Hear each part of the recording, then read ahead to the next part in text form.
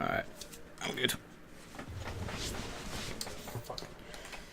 Alright, I have no idea how the volume is once again. Oh shit, I should have checked last time.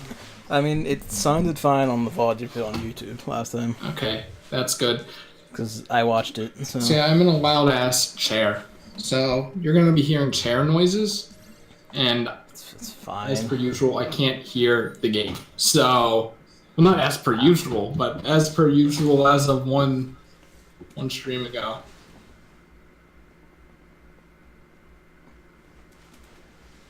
Oh my god. That was an anomalously long loading time there.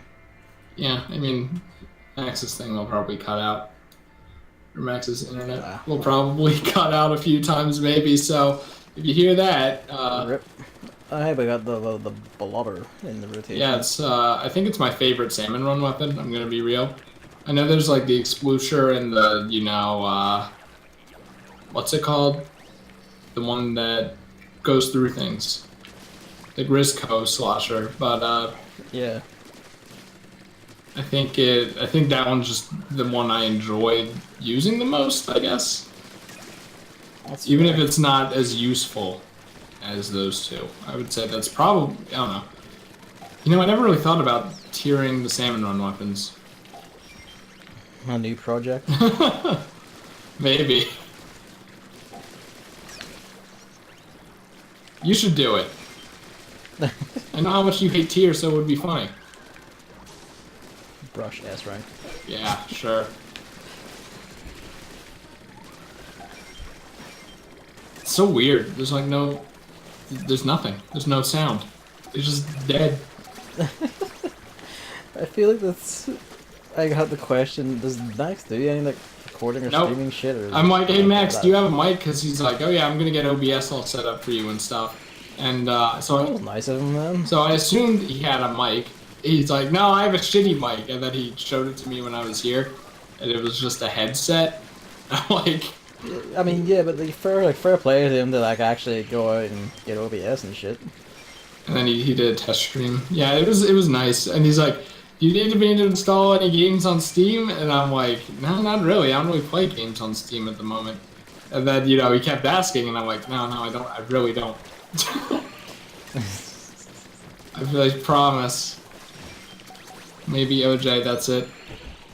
But yeah, so now I took my mic off of the mic stand, and thank God I still had the screws and like desk stand for this mic. So now I'm using that, and I don't have my my little penis head thing for the mic, so it might sound more tart. I have the thing. It doesn't sound more tart, but you can tell you're like in a different room. You can hear it in like the ambience. Interesting. Can you hear all the noises outside? It's not so much the noises in like... You can hear your voice, I guess, echo in the room. Sounds about right, you know what because... I mean? It's that sound of like a bigger... You're in a bigger room, basically. No, I don't think it's bigger. It's just the fact that... Or a more empty room. Yeah, my room, it's more... Max's room is more empty, and mine's carpeted, so... His is hardwood. Fair. Is your room hardwood floor? Underneath the carpet. Oh, you have a carpet. Okay, good. I hate hardwood. I'm living in this house, and I hate how everything is hardwood. Everything? I can't stand a hardwood floor. Like, I would get annoyed walking on that. I'm like, I need this shit to be carpeted. It creaks and shit, and I feel like the floor is dirtier. You know what I mean? Yeah, that's my main concern. Is like a carpet, even if it is technically dirtier, would hide it. Yeah, exactly. This is the benefit of carpets. And also some carpets just absorb all stains and fluids and shit just so easily. And you just never have to worry about it. I forget if I mentioned this last stream, but Max has like turny stairs. Like they turn. You did, yes. The hell stairs with no railing. They have no. Well, they do have a railing, but like, you know, once it curves, it doesn't really. And then like on top of that, it's all hardwood. So yeah. I'm like, you know, I should take my socks off because I feel like I'm gonna slip. But at the same time, it's like, if I take my socks off, then I won't feel right because I'm in someone else's house. You know what I mean? Yeah. So I'm just taking the L. I feel like, you know, in the 24 hours I'm gonna remain here or whatever, I'm gonna slip at some point. Just go up on all fours. No. I do grab onto the like, because it's a curved stair, so you can kind of grab onto the floor of the top floor once you get near the top. I do that, but that's gross, because I'm touching the floor. So... It occurs to me I've never actually used the blobber in an actual, like, just regular gameplay match yet. Wow. Well, you had your chance last week, bitch. I still have chances. I can just play it by myself. You can only play during the Splatfest, sorry. You know, speaking of the Splatfest, Forks vs. Spoons is live. I'm not gonna play it. Maybe I will, though. I'm kind of getting bored.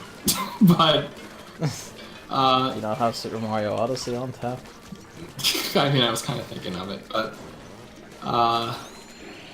So there's actually another wrinkle in this argument, if you can believe that. There's a third wrinkle in this argument that can be contrived, you know?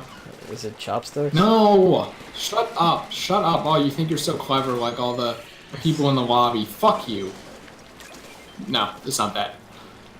I watched the footage again. Is it knives? No, I watched the footage again because someone was streaming Splatoon, I think, and you know the announcement came on, and was I reading it? I don't remember. The verdict is though that spoons. Oh right, I was watching someone and they were talking about it. Spoons can be used for anything a fork can, more or less.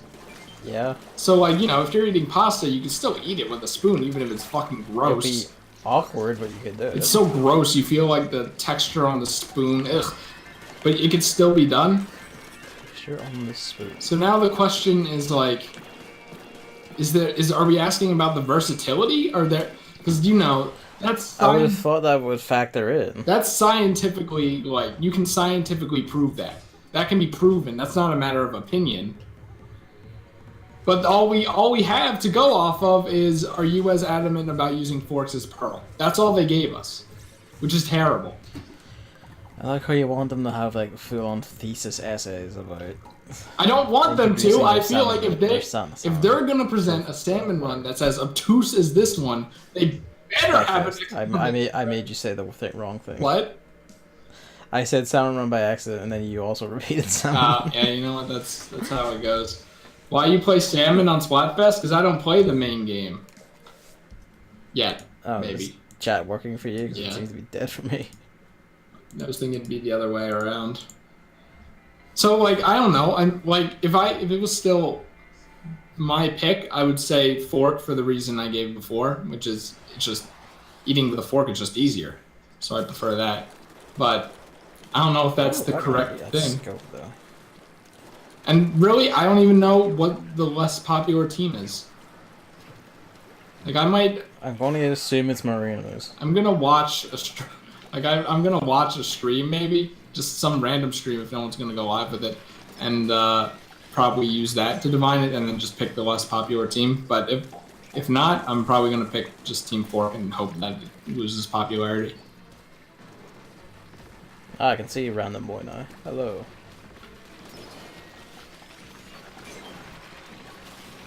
Oh, well, I walked forward too much, but... It doesn't seem like this thing would have this much DPS. It has a fuck ton of DPS, like with 2 volleys, and they're really fast volleys, just wipes out steelheads from That gets me every time because they're bubbles, you know? And Bubble Beam in Pokemon is a terrible move, so maybe It's a pretty good attack. Bubble Beam is just a worse water gun, what are you talking about? Bubble Beam is like 85 power. What the fuck? What are you talking about? No, it's not. Yes, it is. Water gun is also like 40 VP. What the fuck are you talking about? What is he talking about? You're talking about Bubble. What?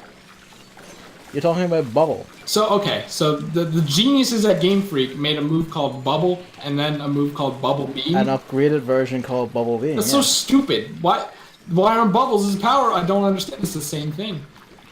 Oh man, like why is like fucking Thundershock exist when Thunderbolt exists? That doesn't make any sense. It doesn't because it's lightning, not thunder. Please, someone have an egg now. No. Come on, I have sorry for the loud keyboard. This is Max's fault. You know, like Bubble Beam is like really good though because like I used a Starmie for a while when I had like I built Pokemon, and it just you would just give it Bubble Beam and Thunderbolt, and then it would just destroy everything. There's a power of 65, you garbage man. You garbage man. How much is Water Gun? Is higher than 65. Water Gun is 40. What? Yeah, Water Gun's piss. That's so stupid. What am I thinking? It's a little baby. It's a little baby beginner move. I don't know what you're saying. I don't. Bubble Beam was a baby beginner move, and then Water in my head that is, and then Water Gun was the upgrade. Bubble has a power of 42, 20 in generation. How the hell do I know Pokemon better than you? What are you talking about? Just the sheer like breeding and all that shit. You paid attention to this stuff more than I have. I didn't, because the only water move that anyone ever puts on competitive Pokemon is Hydro Pump and Waterfall. That's it. You think I have time to pay attention to Water Gun and Bubble Beam? The only time those ever showed up is Pokemon wants to learn, Bubble Beam. They want to teach it. Nope. Why wouldn't you teach it though? Bubble Beam is because Hydro Pump is on the way, and it's better. It really isn't though. I mean, that's up for debate. Have you not heard about like the vaunted Bolt Beam coverage? That was the whole thing. What do you mean Bolt Beam? What are you talking about? That was the Smogon like nickname for like Pokemon that use both Thunderbolt and Bubble Beam, because they're both like equally powered, strong moves, water and electric types, so they hit everything in the game. If you have one or the other, you cover basically everything. Or if you have Hydro Pump, you cover everything in the game more. Except for stuff that completely absorbs and resists water. Well, Gavin, same with your stupid Bubble Beam. You know what? I'm not accepting Bubble Beam as a usable move. There has to be like an 80 power water move that isn't Waterfall. That Well, no, because it's a special one, and there is no special equivalent. I know. That's what I'm saying. There has to be a special equivalent that's 80 Pump has an accuracy problem that Bubble Beam doesn't. Like, part of their point Bubble is like, Beam fucking sucks. Okay? You sure you could get like the same utility? You're just. I'm not even talking about that right now. You could get the same utility out of using Thunder over Thunderbolt. Sure, they have like the same. If you use both Thunder and Hydro Pump, you'd have the same thing. Except what they have in power, they lack in accuracy. I'm pretty sure that the Bolt Beam main thing is reliability. Hydro Pump has more accuracy than Thunder. Well, Gavin, I mean Kyogre, so here is the thing, though. It still has an accuracy problem. I know it still has an accuracy problem, but I mean, it seems that all of the competitive Pokemon heads don't seem to think that that's as big of a problem as you do. And who am I going to trust? The people who play this game for a living, or Gavin, who hasn't played in years? People who play this game for a living get like stuck in the same routines, though. Well, Gavin, that's the problem with every competitive game. So, depends on the competitive game. How versatile do you think Splatoon is? I feel like they're high-tier weapons. Hey, can you hear that? Hear what? Okay, good. The city has so much fucking noise. Like, there are kids, there are cars, there are motorcycles, there are motorbikes, mopeds, people walking, dogs barking. I live in the suburbs, and I still have all that shit, so... I don't know, man. I think you just live in a quiet neighborhood. Yeah, I definitely do. I'm just saying, this is insane.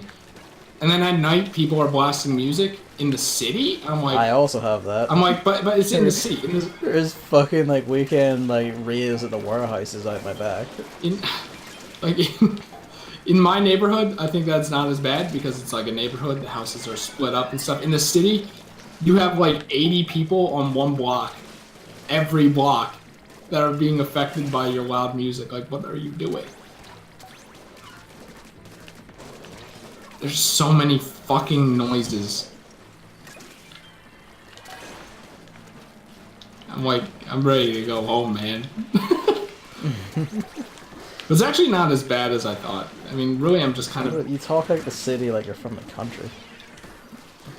I mean, it's funny because I was like, it'd be kind of cool to live in the city. It's certainly a lot handier in a number of ways. If I lived in the city, like in the city center, I would just take like 20 minutes to get to work at the most. It would be like a no-brainer. Uh-oh, this isn't good. That's fine. Good thing Chris exists. Yeah, that's it. But yes, What are you I saying? was gonna say, it hasn't been that bad. Like, I was talking about how stressed I was and shit. Yeah. Not really. It's not really that bad. Maybe it's because I haven't been really like the dog hasn't been walking that far. So. Oh, speaking of, she finally took her first shit after 2 days. Yeah. And it was huge. It couldn't fit in one bag. That's amazing. Oh my. What is a big dog? Oh my god, yeah, it's a big dog, and she pooped. Yeah, makes sense. With Max around, it was also big, but this was like twice as big as that. Wow, you're just going mega robot.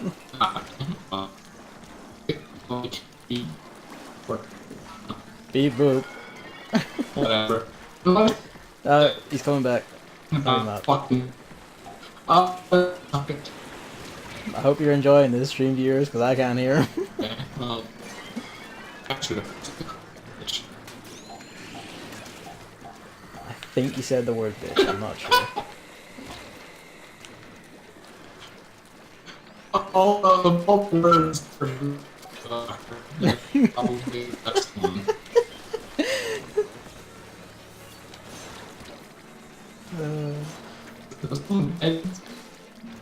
They're in the wall. Discord, what are you doing? Discord's fully connected too, so it's just your end. God damn. I mean, it's probably Max. Yeah.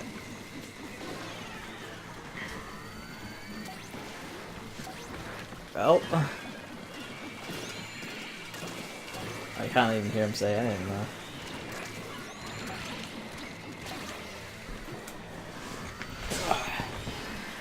That was an experience. Well, he's still active, so the game hasn't dropped for him at least. I wonder, like, oh, by the sound of it, he can hear me just fine, or Crude anyway.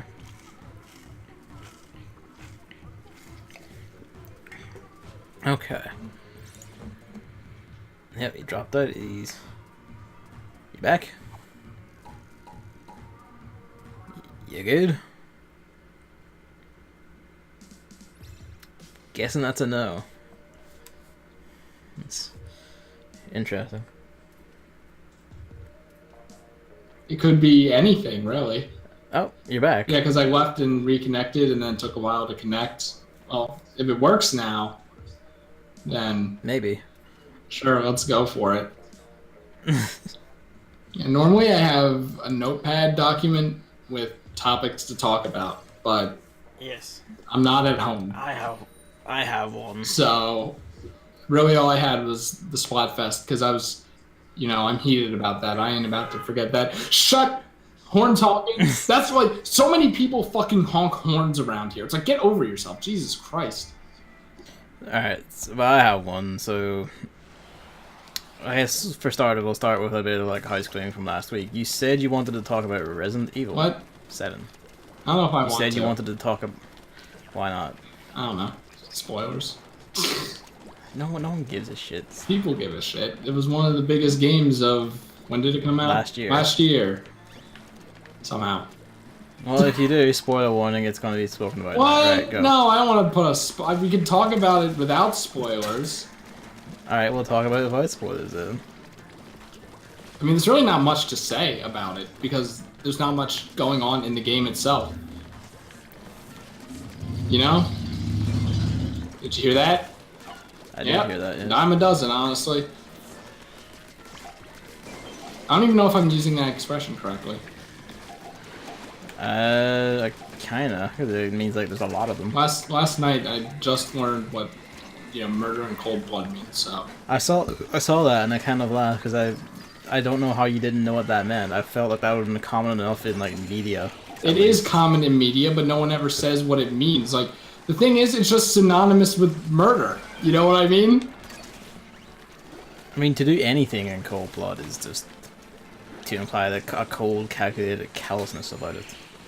Oh, like there's no passion. This wasn't done because of anger or fury. It was just done because. I mean, I was just thinking about it. It kind of just means nothing. If I've been living my life completely fine, misinterpreting it, like, No, it has a very distinct meaning. I just described it. I know. I'm just saying, like, it's not as like. It doesn't mean nothing, man, does it? It's not as like. What am I?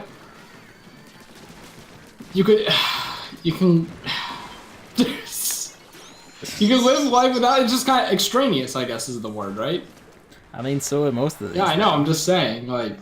I don't know why this one is special in that regard. Because I didn't understand it until yesterday. Right. Like, anyway, it just meant anything. Resident Evil 7. Right. Speaking of murder, except not really. Well, actually not. Well, kind of. Kind of. Kind of. I don't know. Do you have an opinion on the video game? I mean, I know you didn't like it.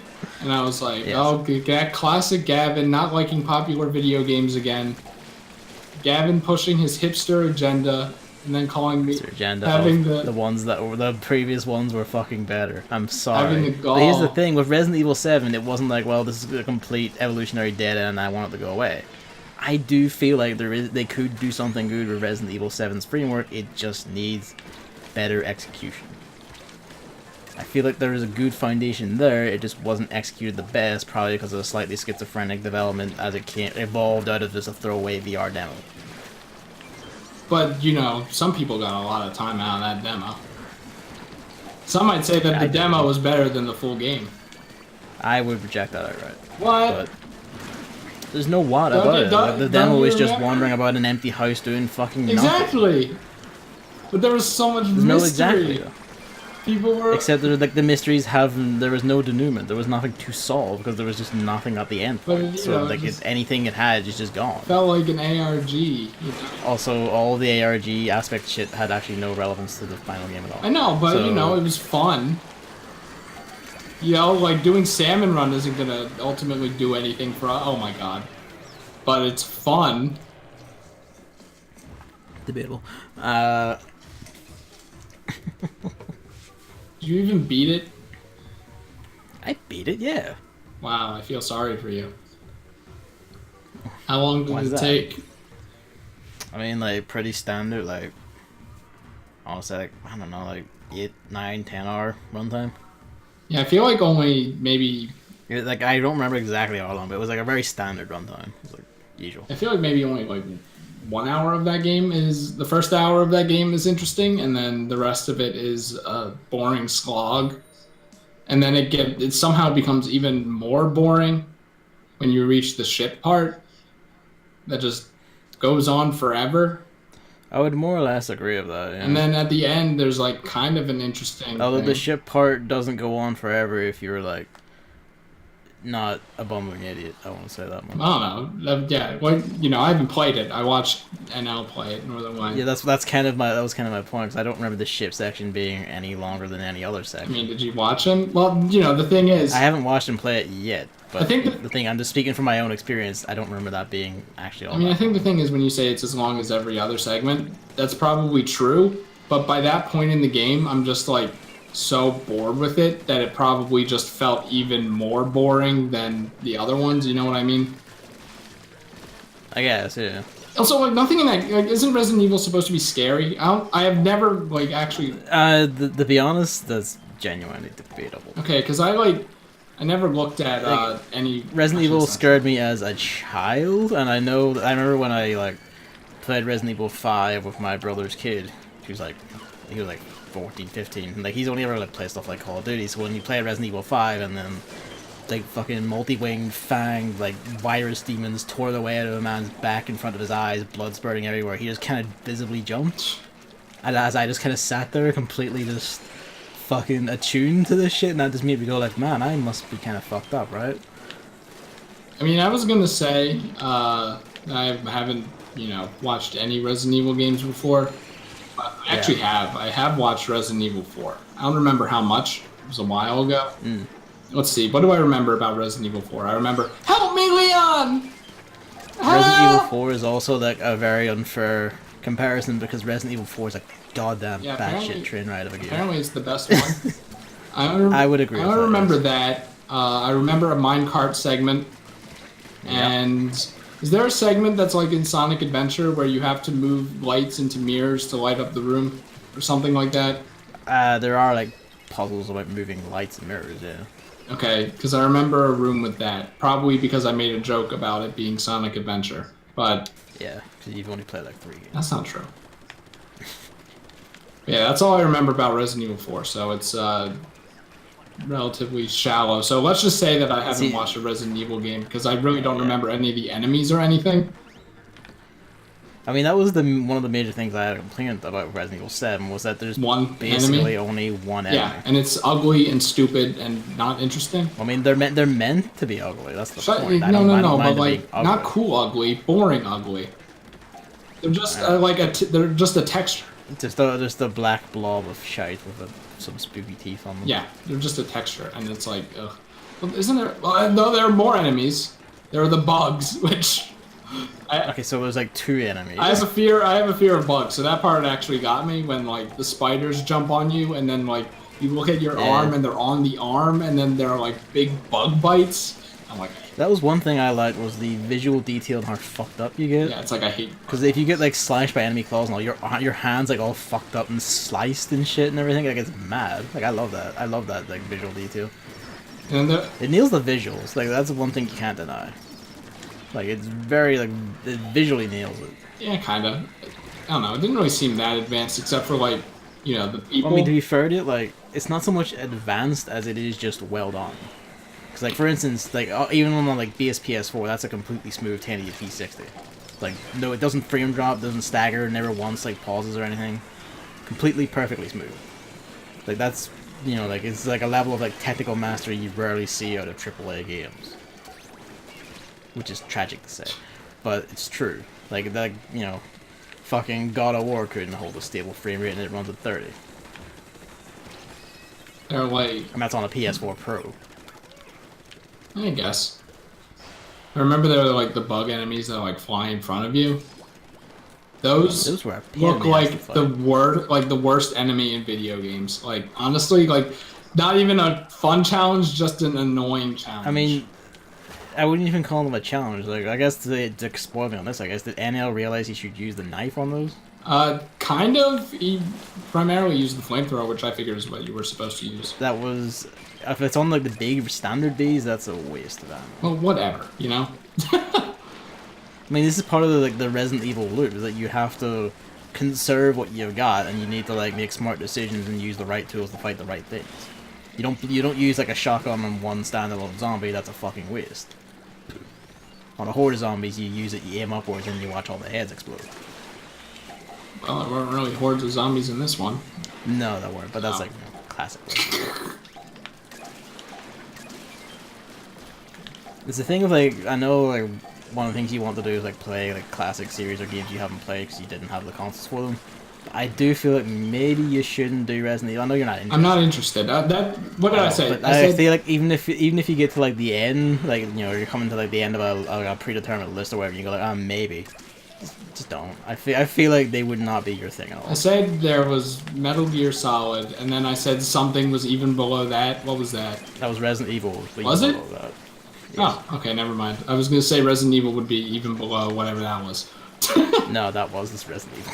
I mean, if anything, I'd probably only play Resident Evil 4, since that sounds like the only one that's worth my time. Maybe even the Resident Evil 2 remake, I guess. No, don't play What? But we don't know if the remake's bad. I'm not saying it'll be bad. I actually think it'll be quite fucking good. Because it's styling itself as like a mix of like Resident Evil 4 and Resident Evil old style, which sounds fucking rad. And they clearly have Capcom of like the developers of are finally being given the chance to do things right, apparently, because it looks great and seems by all accounts to play great. But no, like my point is like classical Resident Evil I feel is not your style at all, because it's very meticulous. It's about like solving obscure puzzles. Inventory management. All about like inventory management, resource management. The worst part. Oh my god. It's also about mastering like a very esoteric and oddball system of controls, movement, and like fighting that all actually work quite well, but you need to know how to do them. For instance, like Resident Evil, like genuinely, like the old Resident Evil games are actually really good speedrunning games because they're all you can optimize the living fuck out of like, your paths, your movement, your way through rooms. Like there actually is like a lot of technical mastery to moving and fighting in them. Yeah, I never told you. Because like this is where Devil May Cry spawned out of. So like, you know, like there's like a lot of good there is mechanical. It's just I don't feel like it's your thing. You know. Because it basically, it's an asshole about it. Anyway, you're going to say. So that remind me, I never told you about how Resident Evil 7 has, like, you can open doors to go back to previous areas. Yeah. Like, it's like Dark Souls. Resident Evil 1 did that. I don't know. There's no, I don't know, Resident Evil 1 did that. Your joke falls flat. Well, that's fine, because I can just say that Resident Evil 1 ripped off of Dark Souls. And then you could be like, but it came out. I'm sure some mutant has. It's like I don't doubt some fucking mutant somewhere has said that. It came out first. That doesn't matter in these jokes. In fact, that's the point. That's the point, because they actually do say shit like that. They do say shit like that, the fucking lunatics. Did you see, like, a Gamescom? Like, there was an article, the way it was titled was like, someone was asking about Tenchu, but the article led with the quote, Tenchu is like an old stealth series that From Software made. So they were, like, someone was asking if they're going to make a Tenchu game, but, like, the article decided to lead with the header of, there will be no more Dark Souls, so it looked like From Software someone was going to ask him an innocent question about anything, and they just responded, no Dark Souls, shut up, fuck off. I think I saw that. And if to be honest, if they were like that, I don't blame them at all. I really don't. And then they release Bloodborne 2 and say, it's not Dark Souls. I mean, they do release a Bloodborne 2 because Sony paid us. It'll be because everyone fucking plays it, apparently. Sick of it. It is a big, multi-million selling video game. Yes. I'm sick of it. Everyone should have played it like a year ago at least, and then, you know, we'd be done. It came out like 3-4 years ago. Whatever. It should have been played then. It was. Not now. I think it's just one of those like high-flying things where someone starts playing it and then their friends start playing it and they're all streamers. That means other people start playing it. Exactly. I have had it. I want to watch streams, man. Just see, alright, going live with Bloodborne and some other game you can't watch. And I'm like, Bloodborne and Fortnite. No, it's not Fortnite. It's just like, you know, another game that I want to maybe play in the future. You want to maybe play Bloodborne? Maybe, you know? It's like a Metal Gear Solidism. At least I'll be able to help you. It's worth a shot. No backseating, Gavin. That's not even backseating. Like, you just can't, like, fucking progress. It's like Gavin come in and fight the boss for me. This isn't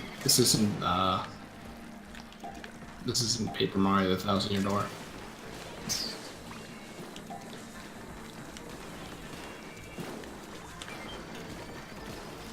Yeah, actually, you know what? There were parts in between in Resident Evil 7 that were interesting. Like, because, you know, I said once you get to the main hall, it gets boring. But then there was like... I would disagree with that. I think, like, everything in the first house is just fine. No, that's like you go in rooms, it's like you have to find dog heads or some shit, and I'm like, okay. Well, welcome to Resident Evil, man. That's the gameplay loop. You find keys to put in there are, like, no enemies around. Ever. Well, that's different for this one. Like in regular Resident Evil, there'd be like a zombie every room.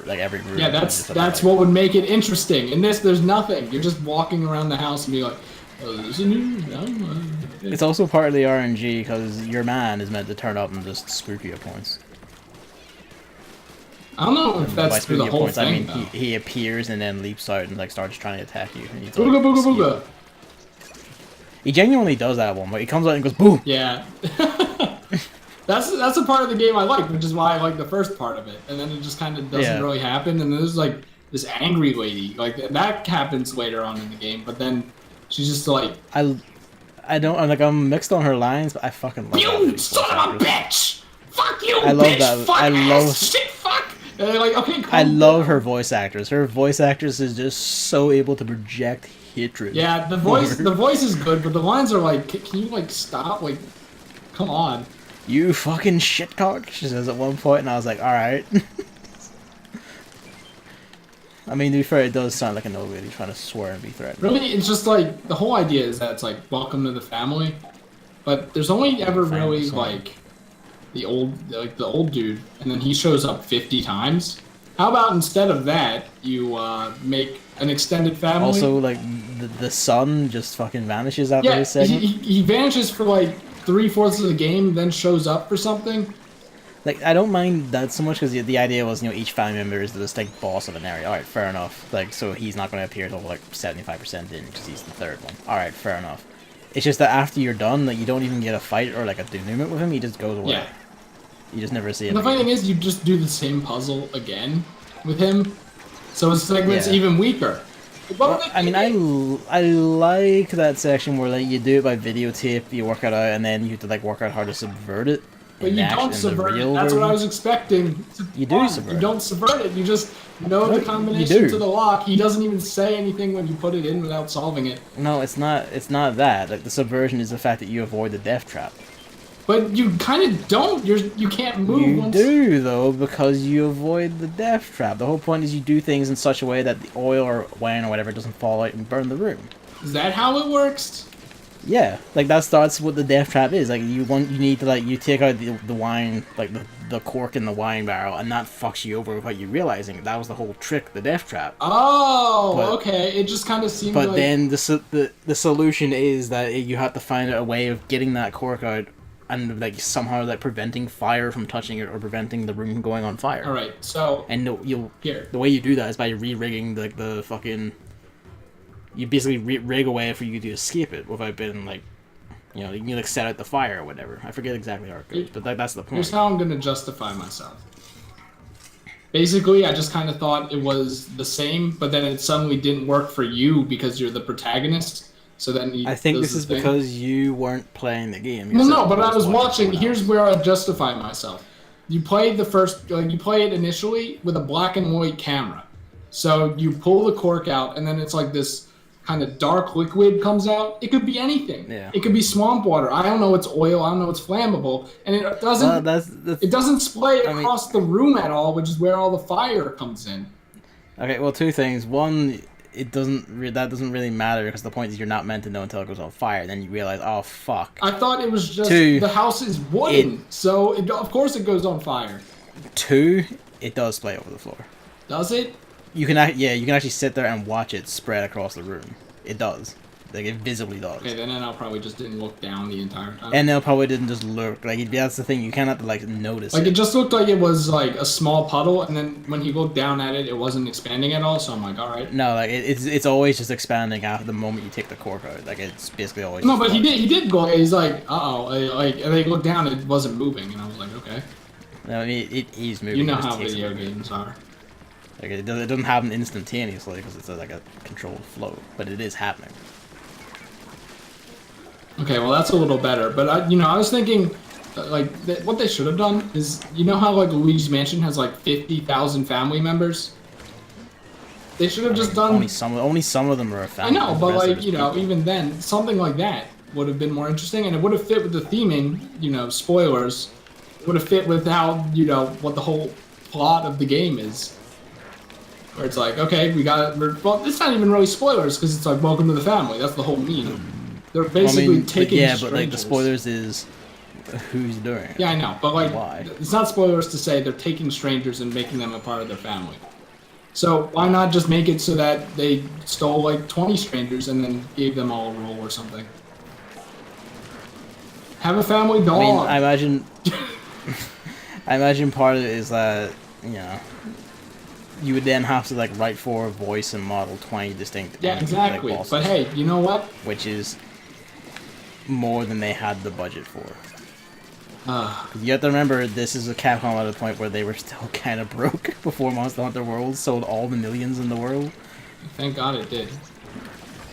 But now Capcom has money again, so it's such a wasted thing, I think. Because the dad it's kind of annoying after a point, because he's not dead. He's never dead. Okay, now we're getting into spoilers. Whatever. Fuck it. I'm mad. He's never dead. I mean, that's not spoilers, because, like, again, welcome to Resident Evil. But, I mean, most of the people you're fighting are, like, in Resident Evil are, like, extreme mutant people who don't die the first time you wreck them. When the mom showed up, I'm like, fucking finally. And then the dad shows up again afterwards anyway, and I'm like, oh my god. It wasn't even the final fight, that was like halfway in the game. It presented itself as a final fight, and the fight was terrible. It looked absolutely terrible. Like, what the fuck? I disagree with that. It was like a pretty standard fight. Have 2 eyes that are like nearly impossible to hit. No, thank you.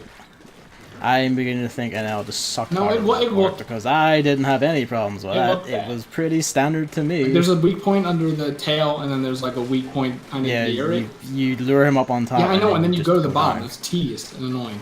It's not tedious. And you have to start the whole fight over. You just shoot it once with like a powered bullet. Oh my god! And then the second phase. Fuck! Like, come on, man. The second phase is just a race against time thing. That is kind of shit. Stupid. And then that's it for, you know, him. It's like, oh my god. Fuck you. At least the, like, you know... There should have just been more death chambers for the sun, too, or something. There's only, like, 1. Yeah. Make it, like, a mini portal thing or something. You could have done, like, 1 or 2, like, simpler ones, and then you end on the trick one where you need to watch the videotape.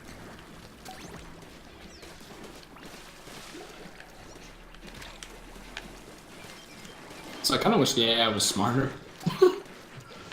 You can juke them so easily. Like, you know. I mean, like, we're kind of talking again about like, one of the points of old Resident Evil was the AI isn't like ultimately complex or anything. You can like optimize movement and like cheekily like just directly walk through them if you like, time everything right and know what you're doing. They kind of take after that, and I feel like in that sense they work just fine.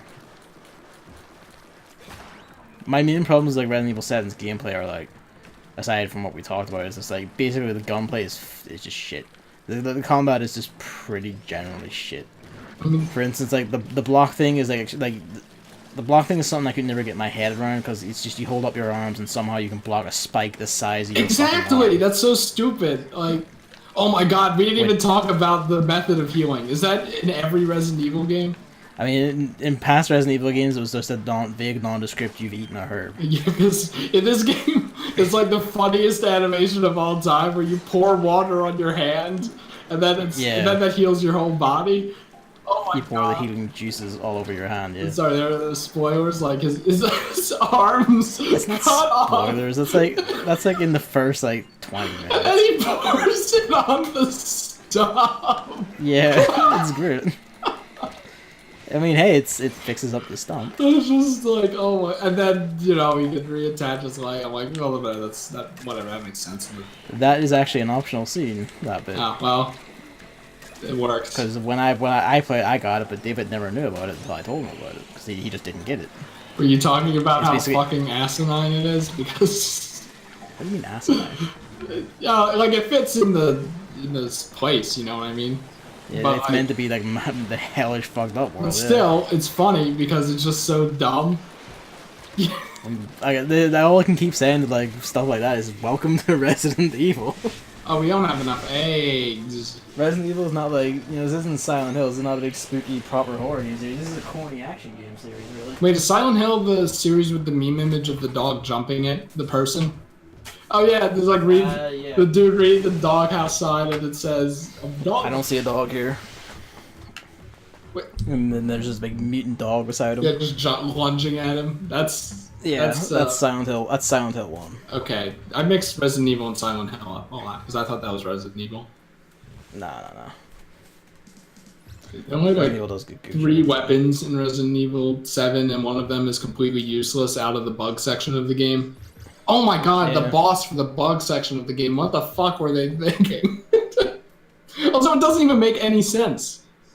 Because you're taught, use the fire on the bug's nest, and then there's a bug's nest in the boss, but you're actually supposed to use the fire first and then shoot the bug's nest. And I'm like, okay. I mean, that's how they all work. Like, you actually, like, the fastest way to kill them is spray them with a bit of fire to break the outer armor, and then shoot them. But they're bugs. Oh, that reminds me. I know, but like the nest. We're talking about the nest, not the the bugs themselves. But they're bugs in there. You just fucking break it. Oh yeah, I don't have sound, so I heard that through yours, thankfully. Oh, that's good. I can't hear anything, so. Oh well. I forgot about that detail, actually. This is like the only way where it's really important, I guess. Yeah. Yeah, you have like the pistol, the shotgun, and the flamethrower. And then one really cool weapon for one boss fight. The grenade launcher. Oh, the grenade launcher, right, but that's like too good to use syndrome. And the Magnum. Magnum? Isn't that a pistol or something? No, it's a Magnum. I'm not very good with guns, but isn't it a kind of pistol? Or am I? I mean, it's a giant fuck-off handgun that's like. Okay, that's a pistol to me. No, but like pistol is like this distinct standard little handgun thing you shoot. A Magnum is like you have 10 bullets in the entire game and they're just fucking like they one-shot regular cunts. Save them for bosses.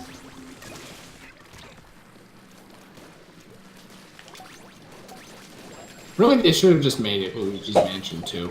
3. Cat is assaulting my shit in the bathroom. Yo, imagine if Nintendo did that. The Simon Belmont trailer is just a teaser that no one knew about. For Luigi's Mansion 3, which is like Resident Evil 7.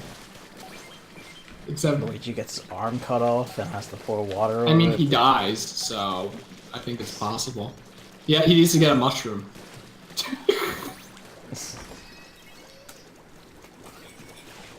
Speaking of Nintendo, that's a great segue. There is a Nindies Direct next week, like Tuesday, I think. Yawn. It's for unannounced indie games as opposed to the giant sea of ports of old ones. Okay, that might be interesting, then.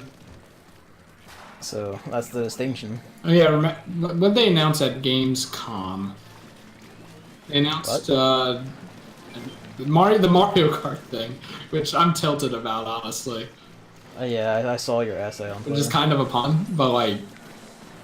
Okay, so you use the Joy-Con car, and in order to drift, you have to floor it, like you floor the foot pedal, but in order to just normally accelerate, you have to keep it balanced at the middle. Which is like, God, imagine the strain on your fucking foot. And then like, you use an item by beeping the wheel, but did they really not think about how dragging items is like the pinnacle point of that game? Because it is. I mean, A, no, and B, they don't really care, because Nintendo don't care like how physically like aggravating their systems are. They will force you to use it. As seen with Super Mario Party. Oh yeah, that's another thing for a bit later, but it's just like, I know like you don't have to use it, but I like tilt controls. So being able to use the Joy-Cons, which is essentially the same thing, or not Joy-Cons, the Toy-Cons, which is essentially the same thing, is just like... Why is like 2 taxes and 2 snipers all on me? Fuck off. A kind of fun premise to me. So to just kind of see it be kind of shit is kind of annoying, even if I probably wasn't going to get it anyway. You weren't going to get it anyway. Toy-Con. Yeah, let's talk about that, huh? Super Mario Party is only supporting Joy-Cons, which I pretty much suspected right off the bat because they only showed Joy-Cons and the mini-games looked like they could only use Joy-Cons. Like, shake the... Oh, no, like the tricycle game where you have to, how do you even say it? Like, spin it on an axis or whatever.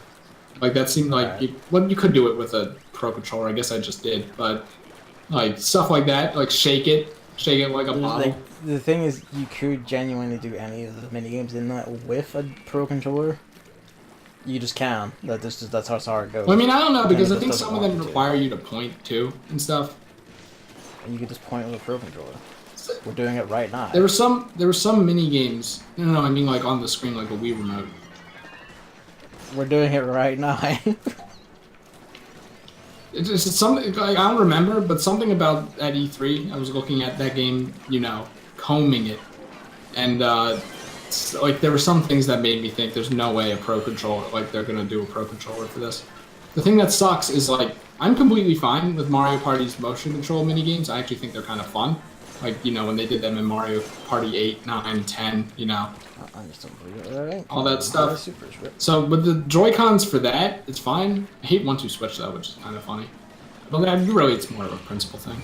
But, the fact of the matter is, Mario Party also uses buttons. 1-2 Switch doesn't use buttons. Well, it kind of does, right? Yes, it does. Okay, but, like, that's why I hate it. I hate that game. Did I even talk about that? Have you played it? You have. Yes, Luke and his brother wanted me to play it, and I'm like, I hate 1-2 Switch. Well, did you play it? Yes, and I hate it. Okay.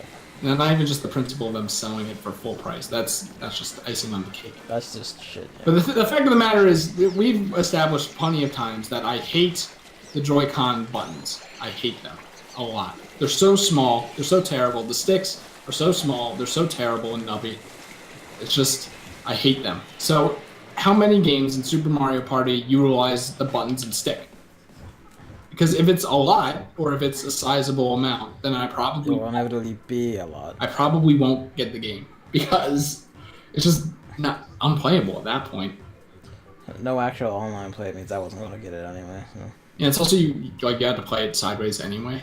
It's not like you can use 2 Joy-Cons. Well, maybe you can. I don't think so. No, it's like only sideways Joy-Con, isn't it? Yeah. You can't even use like the Wii remote nunchuck kind of setup. It has to be the tiny sideways one. Yeah. Which is like, I mean, if you sell a bigger Joy-Con, that wouldn't go well with the public. But I mean, it'd be a solution. But like, if Super Mario Party was the best Mario Party game ever made, I'd probably drop like $20 or whatever on a bigger Joy-Con. But it wouldn't be $20. It'd be like 80. No, how much are Joy-Cons? The things. I mean, a Joy-Con pair is 70 quid. Is it? Yeah. Oh my god! It's the same. Nintendo's controllers aren't cheap. Like, these things are like expensive bricks because Nintendo wants them. Are you telling me that?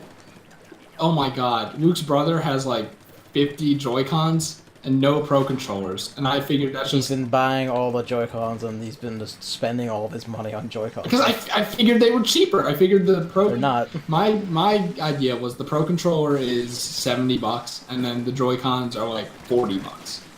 Nah, the Joy-Cons are the same as or slightly higher than the Pro controller. Okay. Wow. There's like really no reason to buy those things then. Oh my god, that's insane. Because that doesn't make any sense. They're smaller Pro controllers. Why would they be priced the same? Well, I don't think they're completely like the smaller Pro controllers. I'm pretty sure they have, like, because there's 2 of them, like, there's more technology in them to help coordinate and synchronize between them. But they suck. A lot of things. I don't think the Pro controller hasn't like their fucking like unused IR camera thing or whatever. Oh right, no, it's used in 1-2 Switch, Gavin. Okay, well, like, you know, I don't think Pro controllers have that. For instance. Yeah. So yeah, like there's some wee bits in there that the Pro controllers don't have, but I don't feel like that completely justifies a higher price tag. I mean, I don't know. I was like, you know, the Pro controller is as expensive as it is because there's so much shit in it. But, yeah. I mean, how much is a DualShock? That has tilt controls. And DualShock is like 50 quid? Like, it's close to the Pro controller price, slightly under. I wonder if Nintendo's gonna do a price cut. Eventually. No. Like, okay, we take the money and run, and then, I mean, if there's gonna be like a regular Switch price cut, it would be because there'll be a new Switch out. Oh no, I mean for the controllers, you know? No, absolutely not. Hasn't that happened before, though? No. I wonder if I'm thinking of something. I mean, maybe in the sense that like GameCube controllers are 20 quid now, but you know, generally no. Hey, I got the Grisco launcher. Wow, you better use it correctly.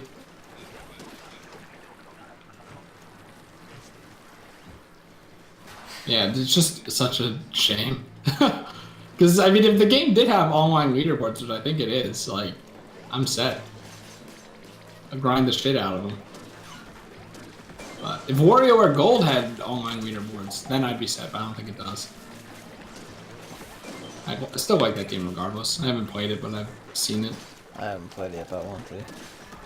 Just like a kind of full price Sitting for the rave.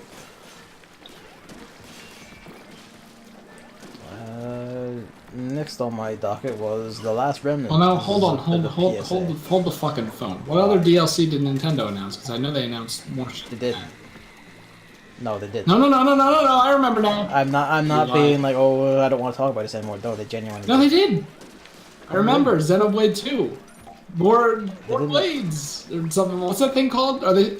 No, that's just the regular update. Is it? That's not like a special announced GameCon only DLC. No, they've been just announcing that as a schedule for a while. And how the fuck is Gamescom bigger than E3? because it has a much grander public attendance. There's just far more people at Gamescom than there ever are at E3. Like it's literally a bigger show. Okay, we're good. No, we aren't. Stop! No one is resurrecting me. I was trying. That's why I'm like, hold on, I gotta focus.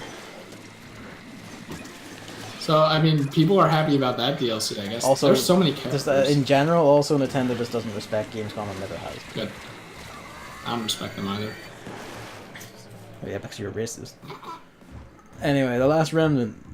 Square Enix's early Xbox 360 RPG that's also on Steam is being delisted from Steam on September 4th. And I saw that you bought it. It's only like £8. I didn't even know it was on Steam. Just fucking go get it. It's a decent ride. You think so? Yeah. It has like mixed reviews and shit.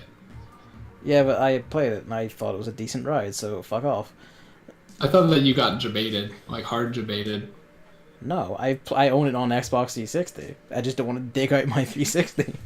I figured that because it's entombed in that cupboard. I figured their plan was, this isn't selling at all, so here's what we're gonna do. We're gonna scare people into buying it by making it an exclusive thing, and also we aren't gonna put it on sale. Ha ha ha!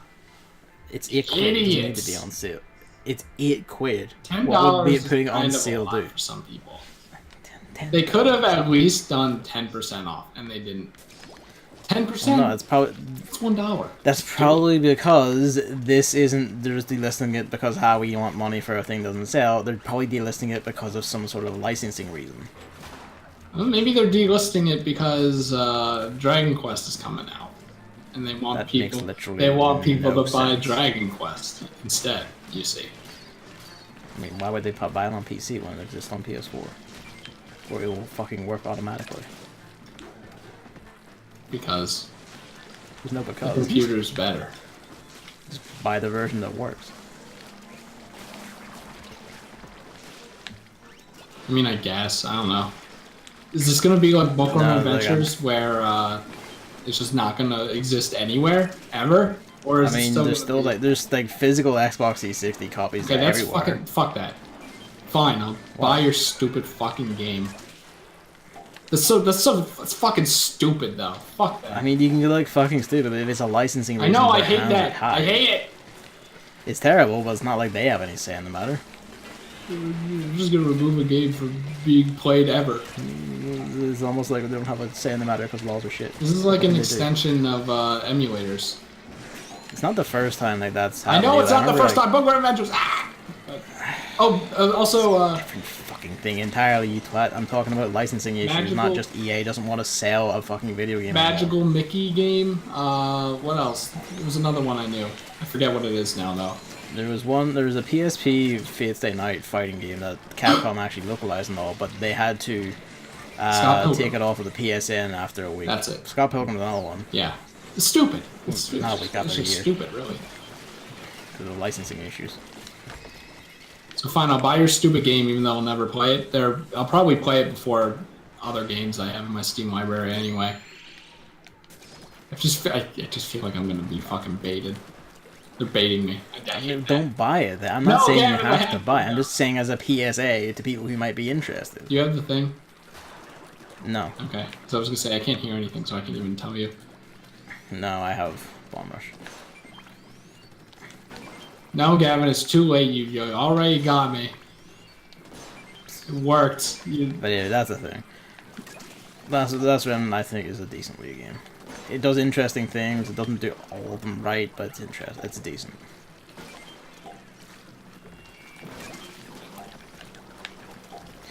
And then I've got like two somewhat meaty topics. Yeah, Gamescom. One is definitely meaty. One is a follow-up to, sort of a follow-up to something from the last time I was on, and the other, it's about Cyberpunk 2077. Oh, I see. I thought you were talking about like the last time you did a solo stream of this, which No. I'm like, what? The last time I was on one of these streams. You made that sound like I did like 5 solo streams before this one. I was being specific in case you thought that, hey, was it something I said? And I was like no. something like I said last time. Anyway, and the other one is about Crunchyroll's like. Right. Show, Oh, yeah. Well, I mean, I have nothing to do this afternoon, so you know what? Let's run it. All right. So, which one do you want to hear? Wait, actually, first? hold on. It's 5:30. The crackheads start coming out at 7. I think we. I mean, Max Myers told me not to go outside after like 7:30. So. That's very concerning. Why does he live there? Well, Gavin, why do you think I was, anxious about it? Imagine just living conditions, but once again, this is like an hour away from where we both live, or he used to live. So I don't know why Philadelphia, but whatever. I think we can do it. I want to take the dog out one more time though. I mean, that can be relatively. No, I don't think it's that bad. I was just looking at the time just in case, because time escapes me. I mean, we absolutely won't be here for 2 hours from here. So, we'll do the Crunchyroll one's faster, so we'll do that one. So Crunchyroll announced like their first original show, and so like the reaction to it has been tepid. There's like shit on both sides. This is a. Okay, like the immediately obvious one is that the trailer put a lot of focus on how like the creators are mostly women, and you know what that means. That means screeching tiny children come out and said, "But magenda."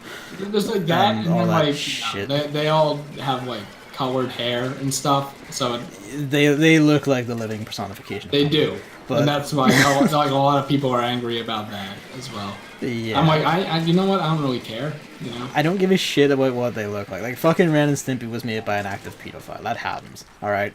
I saw some like one of those fucking lunatics say, "Oh, your kids are watching this. Like, don't let them watch it." Like, I watched the show. Yeah. That doesn't surprise me at all. I figured your name, but your man has been like outed as like a pedophile. That doesn't surprise me at all. Yeah, not at all. it's fucked up. But yeah, like when I saw someone like try to do that moral scare thing, like these people are making shows for your kids. I'm like, when I was a kid, pedophiles made shows. It's not bad. So, like Ren and Stimpy did some actual bad things. I think. I don't think this like Steven Universe doesn't do anything bad. Other than sometimes being boring enough for me to not watch it. Other times in being like a flawed show, but that's not like morally bad. But yeah, no, like my issue with it isn't so much like because all that shit is terrible. Like main issue, like on my end, is that A, Crunchyroll's a trash fire, and B, the way they presented it kind of shot it in the foot. I'm not talking like we're putting aside like the fucking raving like right wing lunatics because they don't fucking matter. Are you talking about the people? Are we also putting aside the people who are like cow arts shit?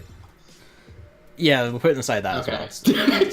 That argument has already been made so much with the She-Man show. What's that called again?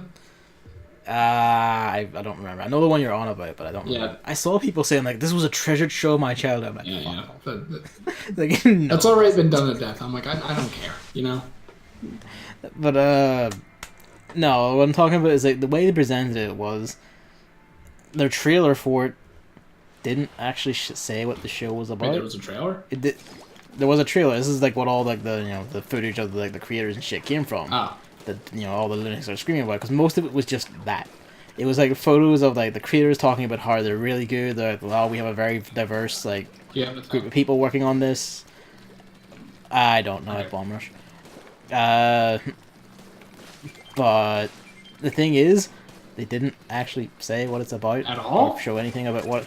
Not, I mean, they showed like some silent footage of like the characters running about, but there's no plot. I don't know. I don't know what it is. Like, is it a magical girl show? Is it just a show about like a group of like magic students in a wee fantasy world? Yeah, I don't know.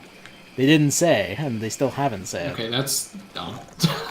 The most of the trailer was literally just focusing on the people who made it, and instead of like showing anything about the show itself. And this is kind of like, I mean, I feel like this like. From a purely technical standpoint, this is probably not the best way to advertise your show or announce it when you don't actually show us anything. See, I thought when you said the part that bothers me, you were going to talk about the actual controversy, which is the fact that Crunchyroll streams and translates anime. I'm getting to that because that is one that well, I mean, we should have opened with that, honestly. We probably should have, but I wanted to get that wee bit out of the way because it's just like, there is legitimate criticisms of this trailer, just by on like its own merits. Like I think divided from its creators and if another company was making it or something. If another company made it and did it the exact same way, it would still have this problem where it's like, you just flat out didn't show us the show. And like that's kind of like you kind of wrong-footed yourself. Because now people are going to be inherently think down on it before it even gets out of the gate because it's this is this show where the creators love themselves or whatever. Yeah, like I've only seen the promo image, so I don't actually know. I mean, I guess it looks kind of cute, I mean, it has like technical merit. Like the background art, for instance, is fucking detailed as hell. Like weirdly so. But like you can tell from that trailer they did show that everyone on it does genuinely love it and they're putting the work in.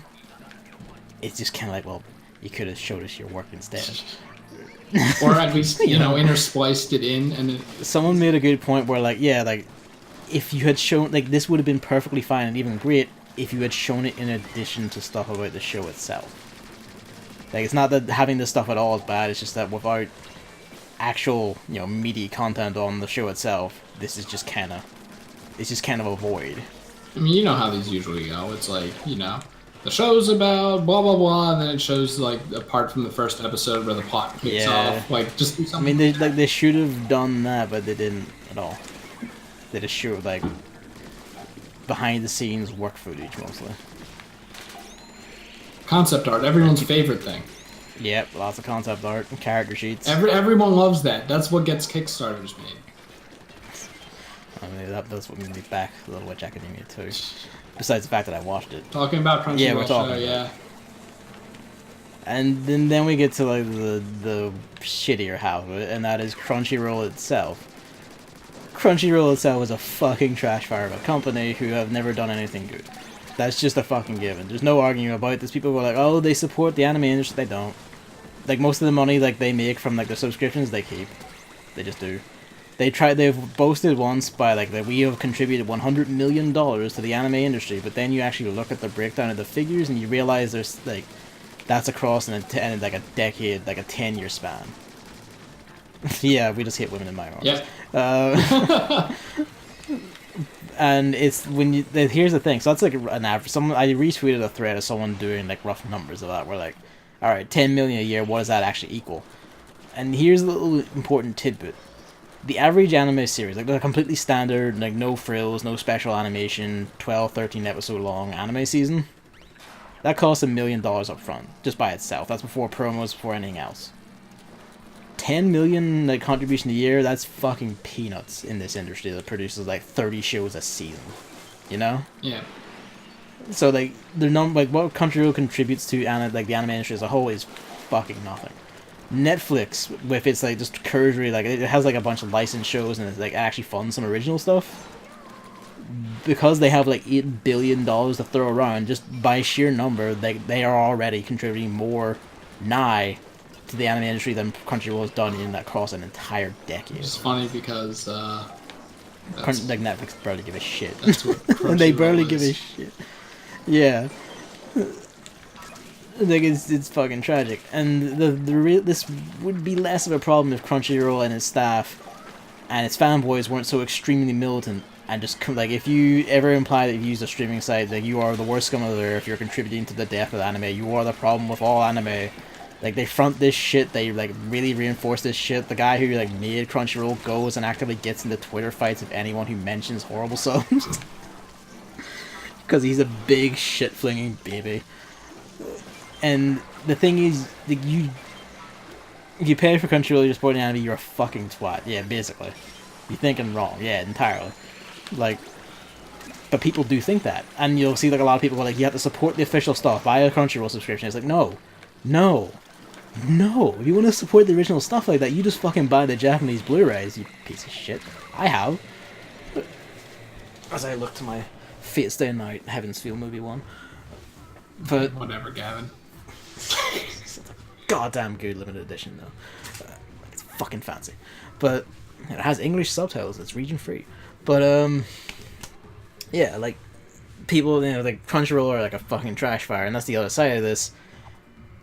They've basically just revealed to the world that they have gathered enough money to be able to make their own original productions, which means they're probably not paying a lot into the actual industry they claim to support.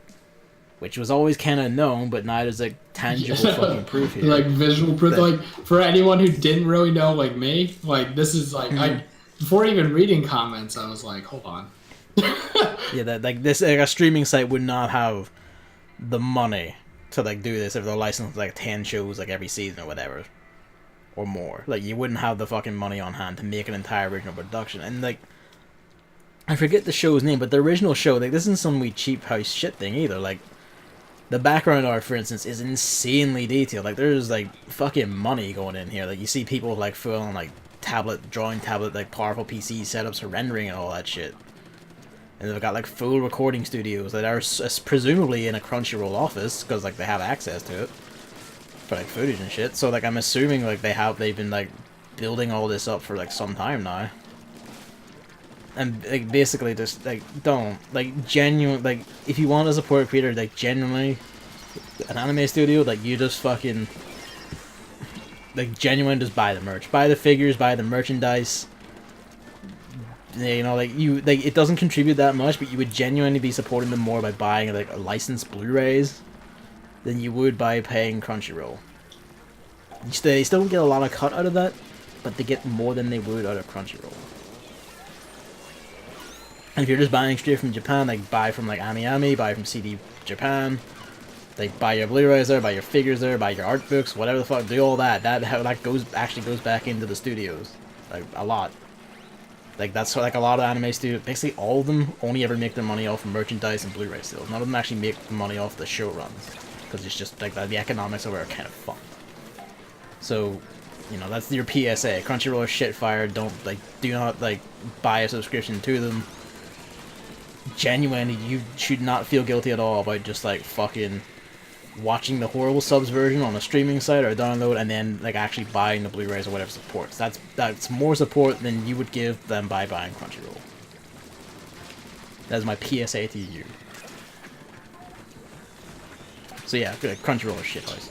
And the series, like again, it's sad because like the creators and all that look like they genuinely love this show. Like for whatever its faults and flaws or whatever, they look like they're having like. The people in there look like they're putting the fucking work in. Like, again, like, the art's detailed, the wee bits of animation we did see looked nice. From here, like, you could not say if this was just like a malign thing or whatever. This looks like a passion project people are doing the effort in. It's just a shame that it had to come from Crunchyroll. Like, it's been kneecapped twice over, basically. And I'm pretty sure it's just gonna go down like a trash fire. So yeah, that's my lot.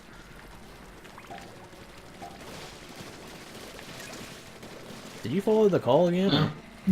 Okay, just making sure. I couldn't even hear background noise. That's weird because I have no noise gate. I hear background noise on my end because I hear shit out my window. It's good that the Toaster Man brought up hitting women and minorities because that is a theme in the next follow-up too, which is Cyberpunk 2077, and this is not me saying that the devs are shit. This is me going to be defending them. Wow, Gavin. Because we've got that thing I said would happen, like when we were last talking about this, where I'm like, you know, like games journals and public are going to say, oh, like CD Projekt are like fucking Nazis, they hate trans people and all that. Wait, it gets happening. I'm not even talking about just Twitter. We got our first official attack article today. Eurogamer posted an interview with I forget his name, but he's like the senior quest designer. I just want to stress that part. Senior quest designer, right? That's his role in the thing. That's what he does. He designs the quests. Just tuck that one away. Oh Christ. Cohawks. So, right. Eurogamer put out an interview today from like Tom Phillips, their news editor, who I just want to establish very quickly is a bearded white British man. Just want to point that out. So,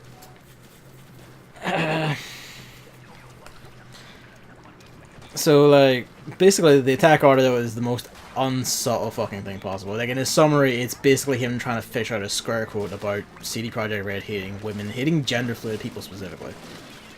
Like, it is the most blatant and disgusting and stupid thing I've seen in a while come out of games media. It's like the most pathetically obvious attempt to try and like fish controversy out of this by someone who could very obviously, like, if the tweet didn't happen, wouldn't consider any of this shit at all. Like, none of this would come to his mind. He would never have given a fuck in his entire life about it.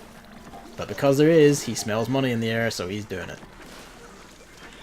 I am completely unabashed in saying that because that's exactly what it is, and I can prove it because I fucking wrote up a breakdown of this article because it is exactly, you know, like a summary breakdown, because it is exactly the same like pattern that all games media attack articles take. Because they always take a very distinctive pattern with the same tactics, same methods, same behavior, because it's always basically the same people. And I have that here to rant about, if you care to hear it. I mean, I don't know. I feel like you should have told me to read the article first, so that I could actually probably be on a page, not just the same page, but I a can page. give you it if you want to stare at it while we're here. Not really. All right, well, never mind then. But I do want to talk about it anyway.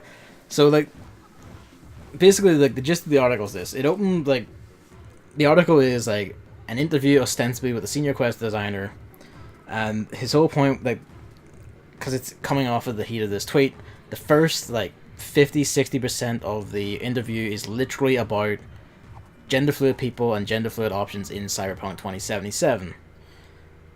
But, like, it's all phrased in a way distinctly to try and catch this guy out and try and get a quote out of him. Like, there's leading questions, there's, like, assertions that the game has, like, committed moral faults already, shit like that. You know, like, we'll open, like, for instance, like, when the article opens, like, the first paragraph is, like, you know, the standard vague praises. It's a revolutionary world RPG, CDPR, make all big RPGs that have, like, lots of choices and all. Immediate segue into implying mechanical failure on the dev's part. This is the important part. You assert from the outset that the developers have committed wrong. Like, but you can't just be like a moral wrong or the wrong you personally take issue with. You have to assert that they've committed wrongs that matter to them or their fans or to other people. So you can just generally paint them as a bad person or like a bad studio. In this case, the our author makes two assertions. One, he talks about, because it's the same demo that was at E3, right? It's like, it's the exact same demo as at E3. The only change is now you can pick if you want to be like a male character or a female character. It's like female only in the E3 demo. And he assert, like, one of the first assertions he makes is that there is a choice of, what was the exact quote I have written down here? A very different dialogue choice ends in the same result. But then, you know, like, the idea is, like, there's an important dialogue choice at the end of the demo, or at least he asserts that it's important. He doesn't actually say what it is. He doesn't give any real context beyond the fact that there's some sort of confrontation of a gang, and despite picking an option that says you don't want to fight, they fight you anyway. And apparently that's some sort of hideous moral wrong. And, like, apparently that's a proof that they are not letting you have the choice you're meant to have in a CDPR game. That's what it's trying to imply. Like, when, you know, really, it could just be that when you're facing a gang, you have no choice but to fight because they're a fucking gang. They've decided they hate you and they want you to die, but, you know, he doesn't point any of this out, doesn't say any of this, he doesn't give us any grander context beyond there is a gang and you have to fight them. And, like, I don't like, get it. Oh, like, if outside of, like, the context of trying to make CDPR look bad and trying to imply that, you know, Cyberpunk 2077 is falling from the path, like, there's no way to take that as anything other than just, well, that's a thing that happens. Dying all over the place here as I try and read these notes.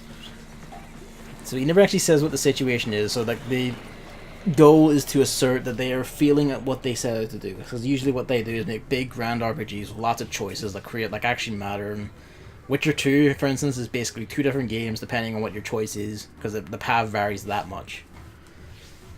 But the other assertion he makes is also that because it's the exact same demo as E3, he then goes on to say, like, this prompts questions, as in, this is very suspicious. Why would this game have the exact same demo 2 months later? Just 2 months, I want to point that out, because E3 was only 2 months ago. And, you know, he asserts that's very strange, implied, like, the implication is something is going odd in development, why are they not showing more of the game? When the reality is, this demo is now being shown at Gamescom, where hundreds of thousands of the public can play it. like most of them won't have seen the E3 demo. None of them will have played it. Using it again only makes fucking sense, but the point is to try and make CDPR look terrible, so he implies that this is some sort of feeling on their part. Like, you can see where this is going, basically. This is just like an article trying A, shit all over them because some PR rep or whoever the fuck decided to make a really shit, awful joke. And presumably been fired. Why did I have to get this Splushiomatic on this? I don't even have the thing. Should call it its actual name. I forget what name we gave it. The enlarged prostate gun.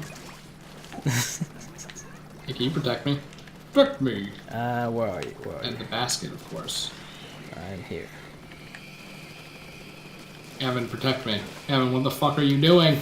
I'm shooting Cohawks over there. I can't reach this without jumping.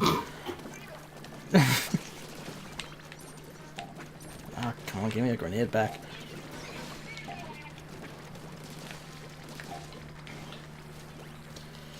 But yeah, where am I?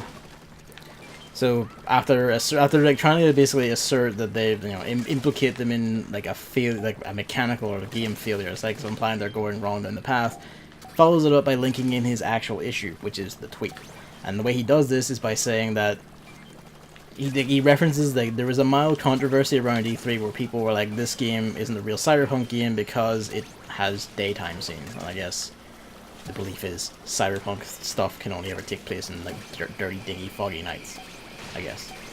Which is like whatever. Like people who were saying that at E3 were deemed generally as to be fucking idiots. But the article like relies on like this, but it doesn't mention what the controversy was. It just says that fans feel this is going like wrong. This is straying from the themes and like the genuine feel of Cyberpunk the RPG. So appealing to like a general mass, like the authority of the fans, to try and give his point some legitimacy. And oh fuck! Of course it would be me. Alright. The game does not want me to continue my rant. But yeah, like he specifically brings up at this point, like Cyberpunk has a core theme of transhumanism, which is only somewhat true. Cyberpunk as a whole genre usually does have transhumanism as a theme, but it doesn't necessarily have to be a core theme. For instance, like Syndicate is like the game Syndicate is a really good Cyberpunk game because it's all about like mad corporations and a technological future going fucking nuts, and just having free reign. Like governments don't bother restraining them anymore. They just commit like actual war crimes against each other. No transhumanism in that series. It doesn't need it because the whole point is corporate power gone nuts, which is pretty much the actual heart theme of Cyberpunk as a genre. Whatever. My fucking nose. I will continue my rant in a moment whenever I can stop being assaulted. Oh. Oh, they stopped chasing me. They knocked me down and then just stopped chasing me.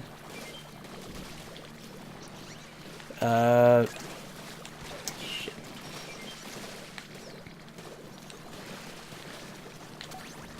So like, after that it gets into like the main interview, and like, the very like first thing he does is like tell the senior quest designer, man, I hate the fact that there's no choice at the end of this quest. Like, is there going to be more choices in the game? And basically open it on like a negative foot and try and put the developer on the back foot. And the developer immediately says, well, yeah, there will be. It's just a demo at this point. And this is going to be a recurring theme where he keeps asking the developer questions. The developer goes, well, yeah, it's still in development. Because the interview as a whole, outside of the author's crusade, doesn't actually have anything of worth. It's just the developers over and over again saying it's still in development, sure. And again, the point is, like, this is the senior quest designer. His whole thing is making quests. He doesn't know about like the wider game structure. He doesn't know about other shit. He just makes the quests. But we'll get into that more. The author, after asking that one question, immediately just segues into the the thrust of it, like trying to get him to say stuff about like gender fluid and transgender people. So, like, you know, like, it's shit like, one of the questions was, and this actually kind of betrays his... The thing I was talking about earlier, where like this man wouldn't have given a single fuck about this topic at all in this game if, you know, this controversy didn't happen and then he smelled blood in the water. Where like, and this is like a direct quote, he asked the question, I didn't write it down when watching, but are your character body options labeled male and female on the character creation screen? Which, like, if you give a shit about this topic, you would have written that down. You would have paid attention and noticed that. Also, it's not controversial. No, it's not, because this, like, you know, no one gives this fuck whenever every other game, you know. Mass Effect did it, so no one gives a fuck when Skyrim does it, no one gives a fuck when any other game does it. But because that one tweet exists, he's not going to try and pull a gotcha on this guy and, you know, use it to say CDPR as a whole, he has gender fluid people. The other, like, it's like a very telling question again, because, you know, he didn't give a shit. Like, this is him just admitting he didn't give a fuck until he smelt the chance to get some controversy out of this. Because he outright says, I didn't write it down. He didn't give a fuck until now. Like, if they did just say male and female and this didn't happen, he wouldn't have noticed, he wouldn't have cared. The other leading question I had written down was, if someone wanted to choose a character who was gender fluid, how would you portray that? Which is, you know, the implication is, you haven't done this, you fuckers, so how would you do it? And also, you know, trying to basically say, like, put the onus on him and say, like, well, how would you do it? Like, how would you actually handle this? And so if he fucks up and doesn't say it exactly the way the guy wants him to say it, scarecrow. You know. Fuck, my entire life. You have an egg, get it in, get it in. Oh, Jesus.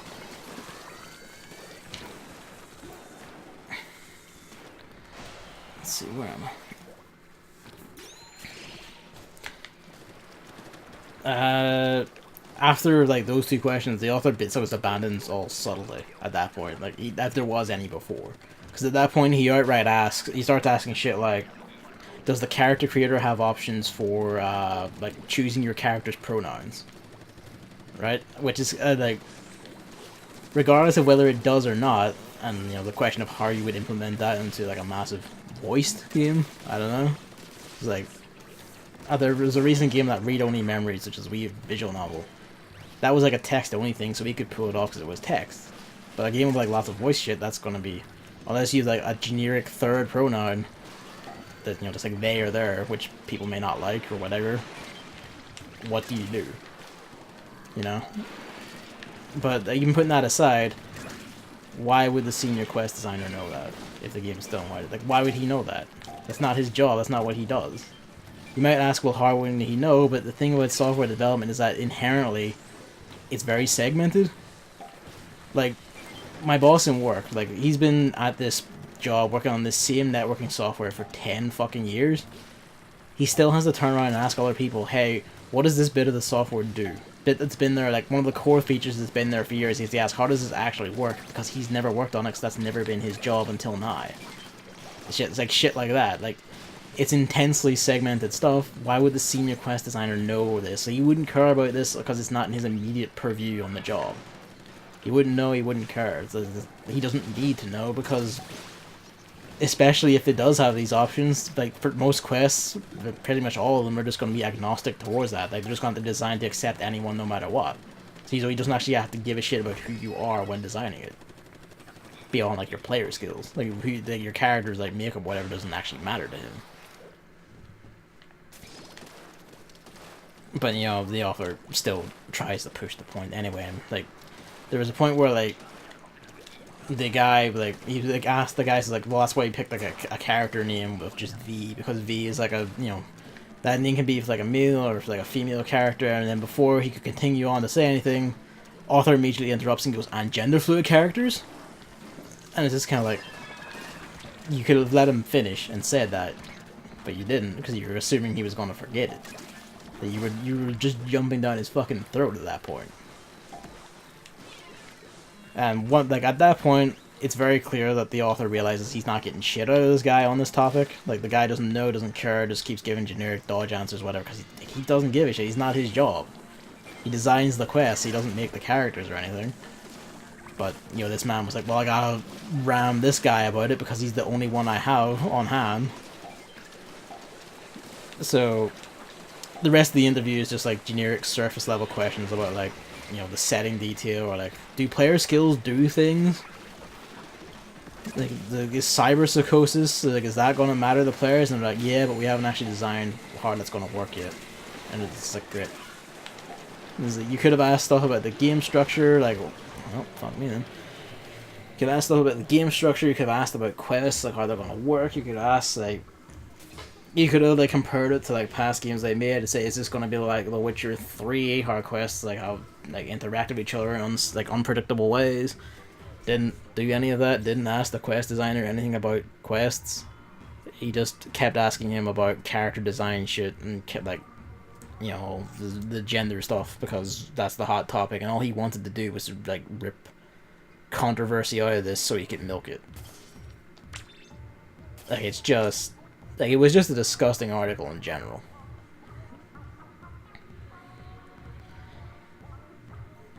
Like, more options in an RPG is always good, and it's not even, like, the point isn't even any of that shit, it's just, like, this is, the point of this is literally just this fucking asshole who didn't give a shit. He didn't care. He didn't give a fuck about any of this, or any of the people this affected at all. He would never have given a shit, except he smelled blood in the water, he smelled the controversy, and he tried to milk it. Like, he jumped on it, he tried to fucking milk it. And that's just sickens me. That's like, this guy is a fucking cunt. He's a piece of shit, and I honestly expected better from Eurogamer, because they usually do good shit. They're usually not, like, Kotaku, Polygon tier ambulance chasing stuff. But here we are. Like, it's just, like, like, fuck off. You know? Okay, I have finished my rant.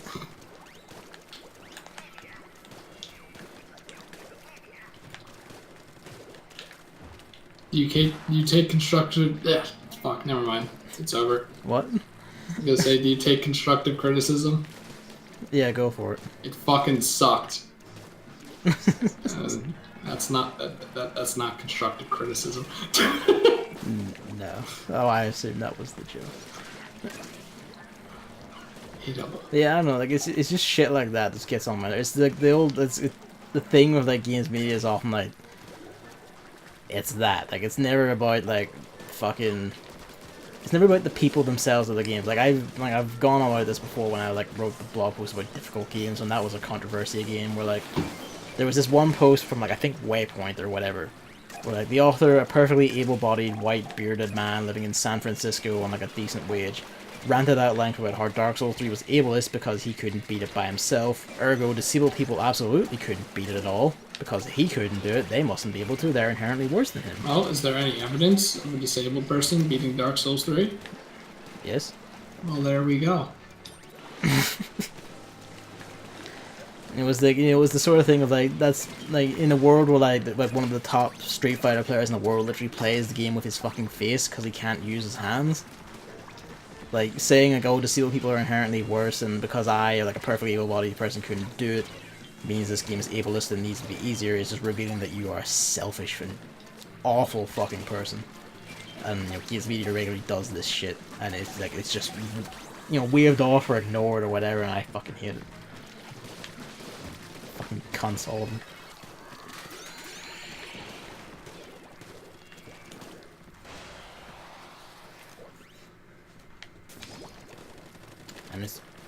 I'm just saying, it's always a white guy, he's always able-bodied, he always has a beard. I'm just fucking saying. You have a beard. I do. And I'm also white. I'm straight. It's how I know. It's how I know they're fuck-hard. They're just fucking try-hard pieces of shit. Help. Anyway, I'm done. Okay. Are you? Yes. And another. No, okay, no. Are you sure that was a joke? I'm sure. Yes. You can talk again, Chris. You're welcome doubts. On your own stream. Well, hey, you're streaming too, so.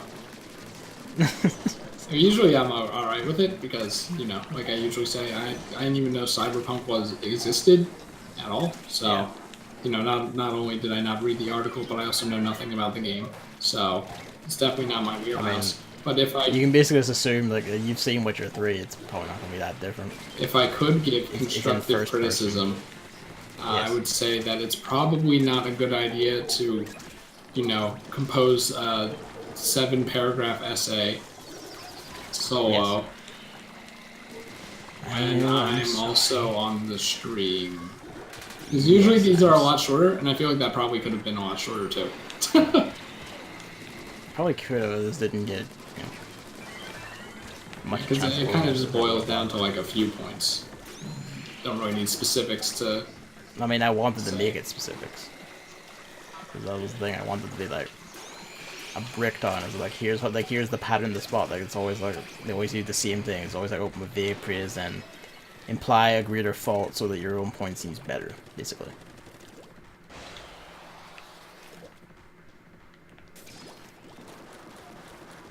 Can you hear that? The dog barking? No, that answers that. I mean, as long as you couldn't hear the music before, then... I don't think so. Imagine living in the city and then just having your stream muted because someone outside was playing or was blasting copywritten music. I mean, I would just not give a shit at that point.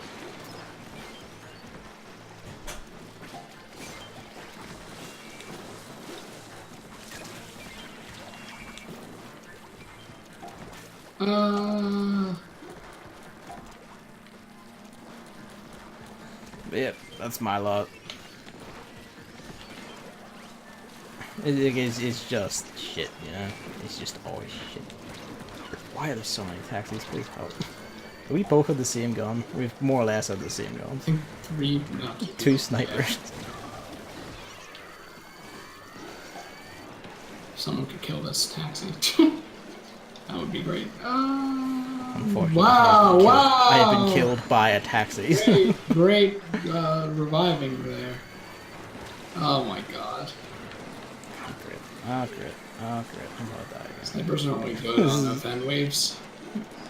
Well, I mean, it would be nice if we didn't have 2 of them on a wave like this. Alright.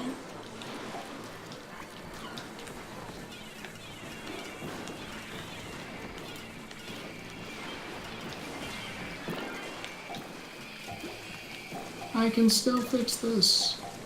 Wait, we can still do this, can't we? Oh no. No. We almost did. That would have been insane. 21. What? I don't think has it ever been that high before? Yeah. I've never noticed. Christ. We should just like die our way back down to 200. I want to go back to when we just kept winning. Then we just be back in 300. Well, yeah. Woo! And then probably 400 again in short order. Alright. I guess I'll vote. I'm still not used to having like not having to walk forward after leaving. I keep holding forward before realizing. I think I did the same thing too.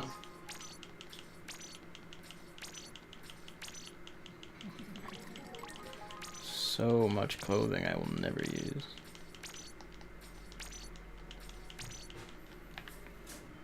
I am now at like 9 million. I will never use any. I wish I could use this for chunks or something. You know how it is.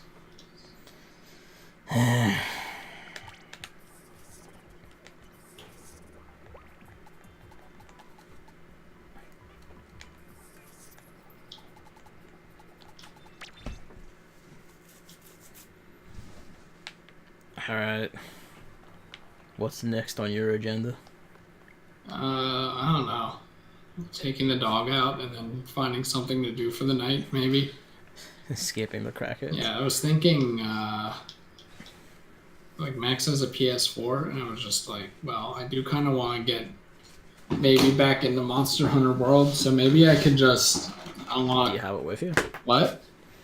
Do you have it with Well, you? it should be around here somewhere.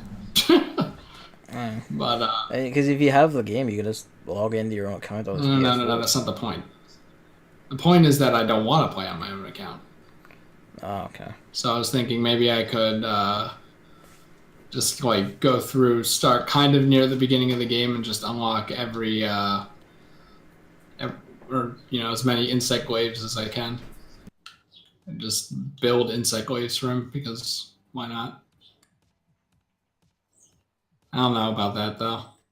I've just kind of gone through most of my stream backlogs.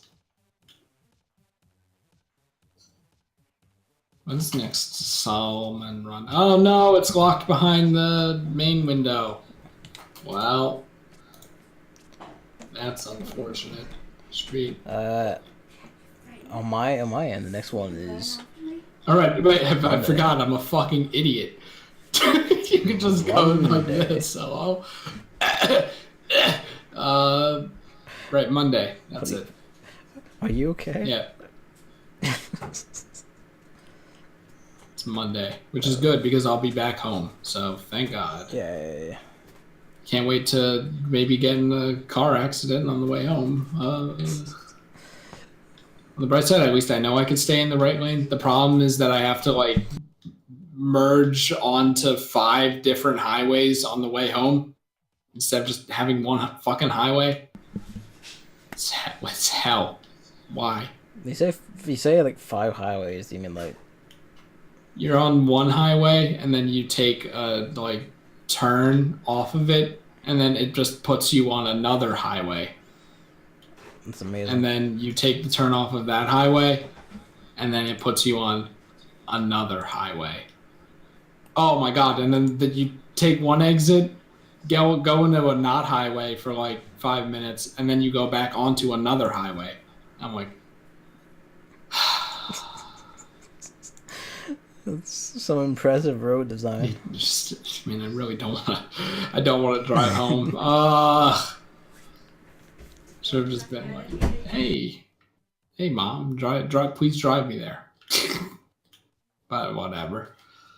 So that'll be that. Go Team Spoon as far as popularity goes. Woo! You think so? No, that's just me saying I hope it's more popular so that I win. Ah, okay. Fair enough. Sea snails actually have a purpose. But, did you vote in the last Swat Fest? I voted, yeah. Okay, just making sure, because there are other times where I just didn't play it because it's like, well, I want to do other things on my gigantic backlog of tasks. Actual shithead.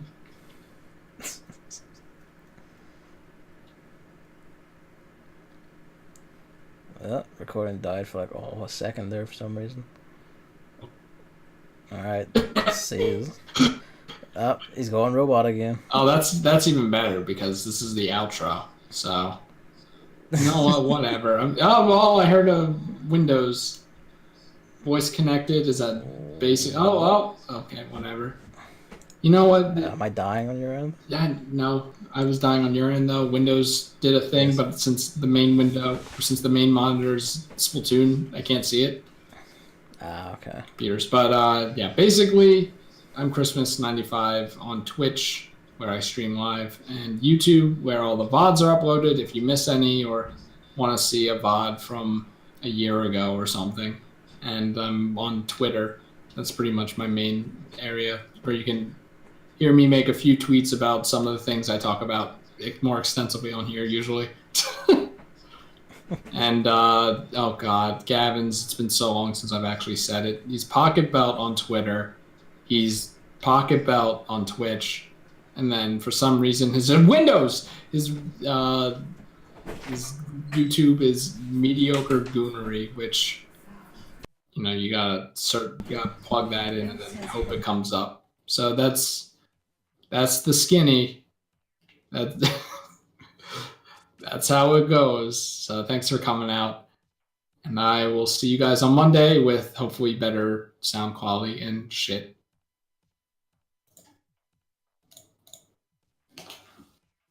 All right.